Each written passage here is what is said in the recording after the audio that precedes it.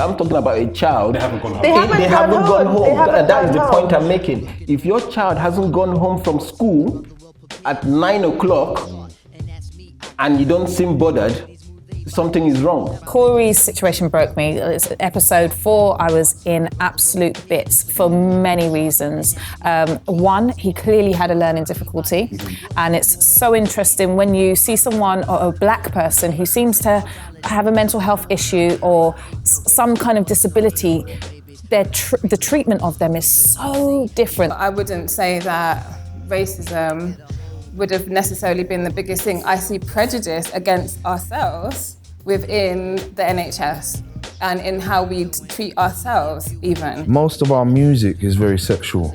So I've learned a lot of stuff from that. Like, we like to gyrate, we like to whine, we like to do all these things. They're very sexual. So even not getting taught by our parents, listening to music and that is an influence as well. How we dance in the clubs and things like that. It's very sexual being Caribbean. It seemed to us as fun, but to other people, it might seem like basically having sex on a dance floor. From a medical point of view, I've seen students, I've seen doctors who will wash their hands when a black patient comes in, but then they won't wash their hands when other patients come in. So you're thinking, okay, unconsciously you may have done that, but what is your thought process behind that? When you go to places like Comic-Con, it's rare that you won't find a black person in Comic-Con. They're everywhere. But when you take that as a reflection of the nerd community, everyone assumes it's just white.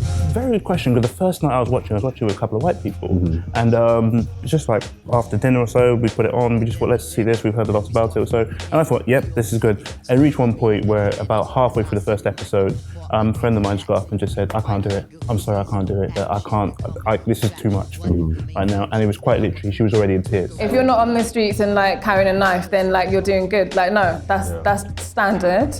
And if we were not here and we were in an African country or a Caribbean country or something, then that wouldn't be the standard. The idea that she would just be on road at whatever, that in my mind just didn't work. In their school uniform, because that's a critical point. I kind of find that like when someone doesn't talk about sex, like I'm someone who does openly talk about sex a lot of the time, obviously that is also why it's my job, but like I find that either intimidates people or like makes certain men think that means I'm like easy or open, and it's like, actually I don't want to have sex with you, I just want to talk. When you see it in like South Park and stuff like that, like the portrayal, is it? These gremlins, they're these gremlins. I'm just thinking, come on, I'm not like that. I just said the image is different because I don't, of course, this is a gaming top, it's an esports team. Esports is a whole different realm. We come from a history where our bodies, as well as being eroticized and fetishized, have been experimented on time and time again. I've had situations where